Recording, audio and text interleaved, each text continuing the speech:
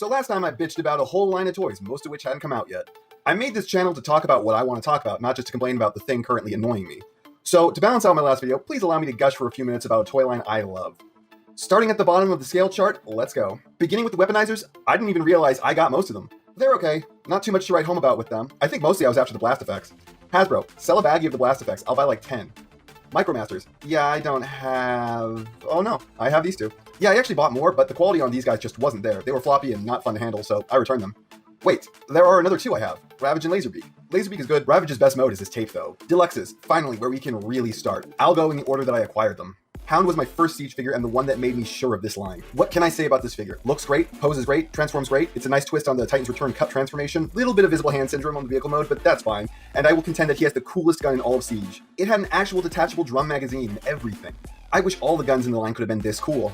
Cog. Wasn't interested in the first place, bought it anyway. It sucked, floppy, fell to pieces if you looked at it wrong, ugly. Alt mode was everything I hate about Cybertronian alt modes, returned it. Sideswipe. Third figure I got, second figure I kept. Another killer figure from the Siege line. His only problem is his baggy midsection. Transformation is a classic and he ends up with this slick, stylish car mode. Not much more to say about him other than I always really enjoyed the way his knees work. Skytread, known exclusively by the name Flywheels in my house. I had the opportunity to get this figure when I bought Hound. He was the only other figure Target had in stock at the time, but when I got Hound, I was dead broke with only $30 in my account. Paycheck was getting deposited in 2 days, but at the moment I couldn't afford both of them. I decided to go with Hound because Hound seemed like it had the likelihood of being the better figure. When I got home and was blown away by Hound, I grabbed all my change, fished the couch for coins, and grabbed the couple dollars I'd left on the dresser and went back for Flywheels. Sadly, in the hour I was gone, he had been sold. Took about 3 months for me to see another one in the wild. This is a fun little guy, an interesting idea, a nice companion to Battle Slash. Unfortunately, both his alt modes are less than stellar. The cannon barely fits on the tank, and to stress the plastic of the port something fierce. And the plane is just dull. It's mostly just the colors, so I got a sticker sheet which really helped with the visual interest of these modes. Good figure with a few problems, absolutely worth the money. Prowl. I like this figure a lot, which pains me because I hate IDW Prowl so much. I used to like the character a lot, but IDW literally ruined him for me. He is so unbelievably loathsome in the least fun way possible. Anyways, this figure's got a solid robot mode, a fun, interesting transformation, and a really good alt mode. Gotta say though, his pumps look ridiculous. Ironhide. In all honesty, I like the idea and the look of this figure better than the version that exists in execution. The leg flaps used to fall off if you just breathed on them, so I ultimately drilled them out and pinned them with nails that I then sawed off. Once I got past that though, I got a pretty good looking Ironhide. Not the biggest fan of the way his helmet is shaped, and I don't bother with the stupid window hinge. What is even the point of this? Transformation is pretty good on him too. If the side flaps decide to not suck, you end up with a pretty good vehicle mode that's a little too open on the top, but it's fine. Also, covering Ratchet, this is the better version of this mold, though it was a bitch to get. There's a CVS 10 minutes from my house, 10 minutes and 10 seconds from my house, 10 minutes and 20 seconds from my house, 11 minutes from my house, 11 minutes and 20 seconds from my house, 11 minutes and 40 seconds from my house, on and on and on and on. But the only Walgreens is 30 minutes from my house, and it's the only place this figure was sold. He's got some great retooling, some cool new accessories, and an awesome new paint job. Chromia.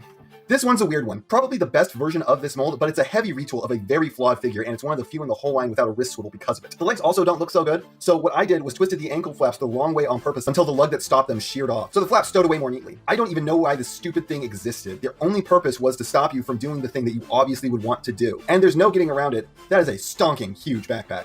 Her feet are also kind of small. It's not too difficult to get her standing, but anything on your shelf that bumps her is going to send her ass over tea kettle. Transformation is okay, and the alt mode is pretty cool looking, though her torso is clearly just hanging out on the top. Next up is Six Gun. I wasn't too sold on the Weaponizers, but Six Gun here had a cool looking robot mode, and its alt mode looked like an actual thing and not just bullshit. So I bought him. And while he may have had a bad, borderline, not actually one, transformation, the stuff that you can do with him is fun enough that it justified the Weaponizers in my eyes, but only just. From Wave 3, I thought I didn't need Red Alert until I saw that paint job.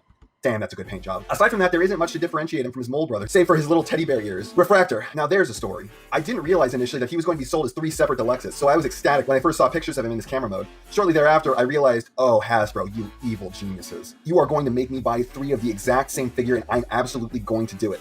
Bastards. The strategy worked. Reflector ear is pretty good. He's got some weird joints, neither of his transformations are all that fun, and one of his alt modes flat sucks, but that camera mode. Worth 60 bucks? Maybe not unless you're crazy like me. Then there's Brent. And I was like, Mazer Tank? Hell yeah. Aside from that, this is one of the lesser Weaponizers. He does make a good Zoidberg though. Barricade. Not too big on this one to be honest. I'm a fan of Barricade's evergreen design, and this is a redeco of Smokescreen, and it doesn't fit him if you ask me. I didn't buy Impactor because quite frankly, fuck the Wreckers. Somehow I found a Wave 5 figure before I found Mirage, Spinister. I don't like his bell bombs, I don't like his head, and I don't like the fact that he has a second cockpit hanging out on the underside of his alt mode. But this is still a pretty damn good figure. He's imposing looking, he's fun, he's got an interesting transformation. Rotors can be a little bit annoying, but despite all my grievances, I'd say this is one of the better figures in the line. Mirage is the last figure I found in all of Siege. A decent figure, he's got some of the strongest posability in the whole line thanks to some forward butterfly. His alt mode is a little too real Earth Formula 1 racer, but that's not worth complaining about more than a little. His transformation is 50% cool, 50% annoying. Okay, the Voyagers. I got Megatron and Prime at the same time, so let's start with Megatron. A solid look for the Megatron, the best we've gotten in years, if not ever, though the neck flap is really annoying. I don't know, I kind of hate this transformation. The legs, while interesting in theory, in execution are not fun. It's also got a minor instance of parts forming, but if you ask me, when it's the weapon merging with the alt mode, it's mostly okay so long as you can form a semi-cohesive alt mode without the part. And the fusion cannon does not count as parts forming. It's Megatron. The fusion cannon does not come off. Alright, time to talk about Prime, one of my favorite figures ever. What can I say about this figure?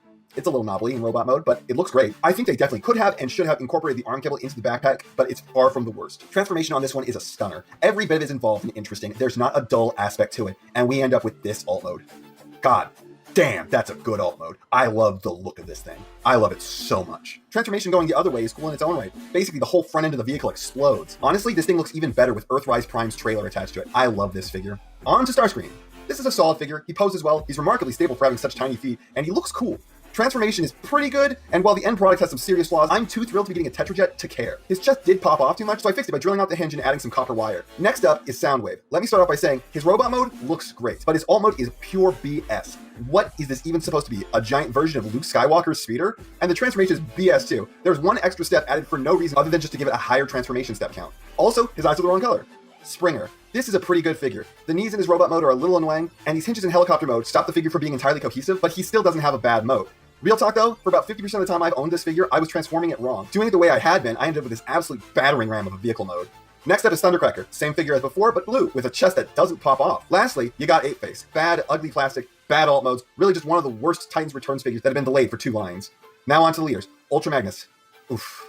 I like this figure. Not a great core robot or transformation, but I'll be damned when all armored up if he doesn't look nice. I also got some leg extensions to make him look even better. Posability is a bit lacking though, but this figure just works for me. On to Shockwave and onto another stunning figure. This Shockwave looks great, transforms great, armors up great, and has great alt modes. Unfortunately, he also seems to have been massively overstocked everywhere, meaning that you can still find Shockwaves a year after the figure came out. Galaxy Upgrade Optimus Prime, Bad Ultra Magnus. Next. The best Astro Train ever released.